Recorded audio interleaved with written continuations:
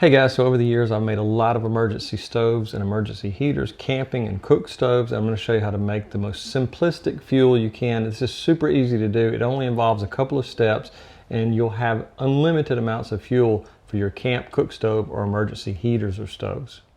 Now you can use a lot of different types of wax for this. For instance, you can buy you some beeswax in a large container like this, but what I just had around the house were these old candles that have been stored away in a box, so you're not limited to this. I'll put a link in the description to some really quality wax, but this is just what I had around the house, and I thought I'm going to use these for something because they've been in there so long. I have a lot of emergency lighting devices, so these are just not getting used. So if you do have some unused candles, that's the perfect option for making this type of fuel. Now the first step, we're going to break our candles into smaller pieces, and you can leave the wick intact because we're going to melt each one, but just to be able to make it fit inside of my container, I'm just going to break them in thirds and just do quite a few of them because these have not been used. They've been sitting in a drawer for about 10 years. So if you have some unused candles, this is an excellent use for them that you'll find works great in your emergency heating device or emergency stove. Now I've talked many times about the Dr. House stove. I actually ordered this from Korea. As you can see over here, it has some Korean writing. Actually, before they started selling these on Amazon, I had ordered directly from a Korean website, and it was not cheap, but the prices of these have came down significantly. So if you like the look of this stove, it is a gas stove. It's super easy to use, and it's great just for little projects I have around the greenhouse. So I would recommend that you take a look in the description if you like the look of this stove. They sell a lot of these, but I think this one looks a lot more stylish.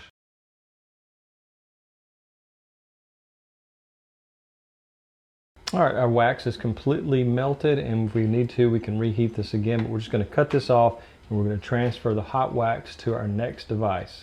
Now, making this fuel in two sizes, I'm using these baking pans. I ordered these from Amazon, and they're exactly the perfect size for on-the-go camping trips, so you can create the fuel tablets in this size, or if you need it for an emergency heater or a larger stove, you can create it in this size. You find these at most grocery stores. It's just tin foil baking cups, so either way you find it in your baking section, or I'll put links in the description to them. But this is what you're going to need to create these fuel capsules. Now next, I'm going to say you're going to need some form of sawdust. This sawdust I ordered online just for the video, but I have tons of sawdust from cutting down trees and other projects. But what I will tell you about sawdust in particular for these fuel tablets, you need to make sure that it's made from untreated lumber, because that type of sawdust is going to have certain chemicals in it. So just make sure that the sawdust you're using is either from wood that's untreated or from tree limbs or trees that you've cut down yourself. Or you can order it in the link in the description to the sawdust if you don't have any on hand. Now I'm going to try to transfer the sawdust to this baking sheet, and as we get it spread out, I'm going to try to neatly get it into each container so it's not overlapping on the outside. So just try to be as neat as you can, spread it out, and just do a little bit of packing on it there. Now on this larger size, you can just dip this into your sawdust and get quite a bit of it at one time. So something like this is going to work perfectly. A little bit bending there because of this tinfoil material, but just remember you want to fill it all the way to the top on both this size and these to get just the right mixture so we can move on to the next step.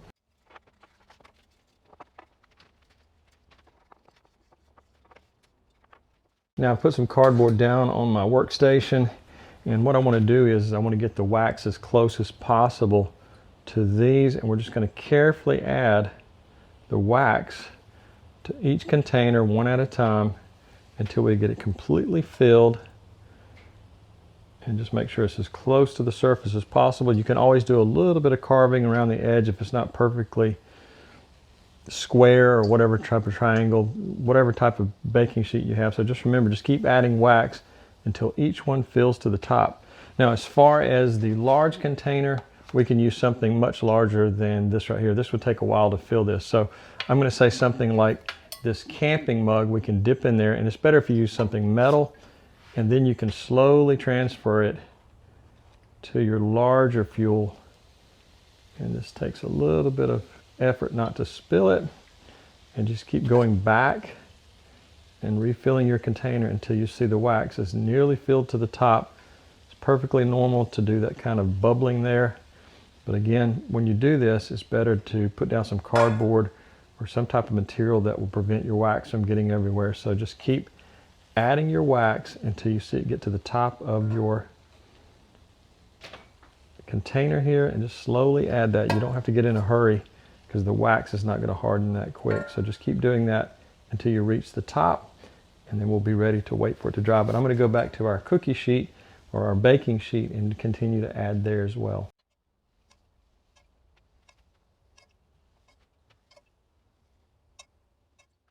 Now, one thing I wanted to talk about is easy to overfill, but even so, the wax is still going to harden. But this next process is going to take anywhere from 1 to 2 hours, depending on the temperature. So this one, I think I got just the right amount of wax in. This one I overfilled, but it doesn't matter because the wax is going to harden and it's still going to act as a great fuel source. So just remember, just try to be very careful about when you're filling your containers not to overfill. But if you do, it's not the end of the world. You can still make it work. It's still going to dry and harden, and it'll be just like the perfect fuel starter. Now, once these are dry, you can store them in something like this, a Ziploc bag, or even something like this if you don't want them to get crushed, if you have a lot of equipment. We're going to take the smaller of these and we're going to take a pocket knife and pop them out so you can take a look and see what the finished item looks like. And so it's really easy to see that you have an excellent fuel tablet. You can store these away. Remember, these are easy to break in half. They're not hard at all.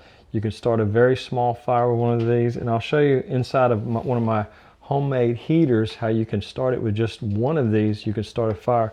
But let's take a look at the larger of the two. Let's pull this out, and if you don't do too much damage, a lot of times you can reuse these aluminum plates, but they're so inexpensive. This will start a very large campfire, or you can cut it with a serrated blade like the one on this tree pruner, and it'll cut that very easily. Or you can use a hacksaw, so depending on what you have handy. But this will start a very nice sized fire, and you could just use this in your homemade heating device. I'll show you that real quick. I created one of these solo stoves, and so you can put these inside the solo stove and just have it as just that, or you can use these small ones as a fire starter.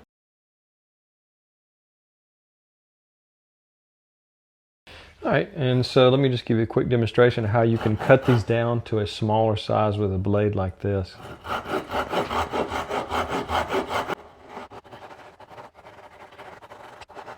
So as you can see, this looks like one of the traditional fire starters you can buy at the store, but if you have candles you're not using, or if you want to buy some wax, you can create these yourself, and they're really easy to put together. So something like this would be good for starting in your homemade stove that I created. I'll put a link up above to how to create one of these. It's really simple to do. But if you're trying to start something really small and you just have some other dry wood or kindling, you can use one of these. This is the perfect size. We'll take it out to the burn pit and do an example of how easy it is to get started with just a torch lighter. So these are the perfect fire starter size for something really small. You can keep them in just a Tupperware container like this. So let's light one side.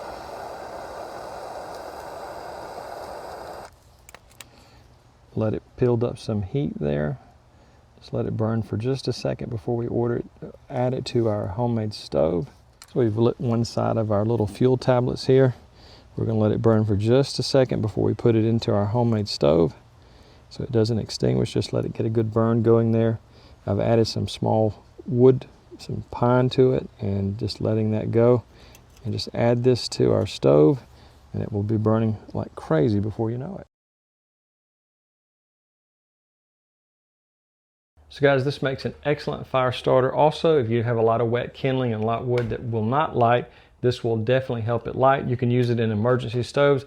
I'll put a link up right up here above to one of these type of stoves that you can use it in. It's so simple, but you can store these away in your pantry or in your camping gear. You can even take the shavings where you cut these larger pieces in half and keep it in a bag, and you could actually start it with a fire starter that creates a spark, so it would light very easily on a wet day when you're out on the trail. But if you also need to use this for emergency situations, you can create these and put them away in your pantry. Forget about them until you need them during a natural disaster, power outage, and you can use these in outdoor fire starter and something like a grill where you have nothing else easily at hand. So guys, I have a lot of content like this about emergency equipment, fire starters, emergency heaters, and also gardening and many other topics. So take a look at my entire catalog of material. If you have a question about this video or any previous video, please become a public subscriber first. I tend to put those questions to the very front of the line.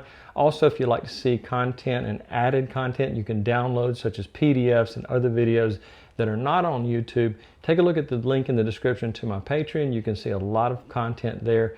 In just a small amount of membership, you can get a lot more content. So guys, I really appreciate you watching and have a great day.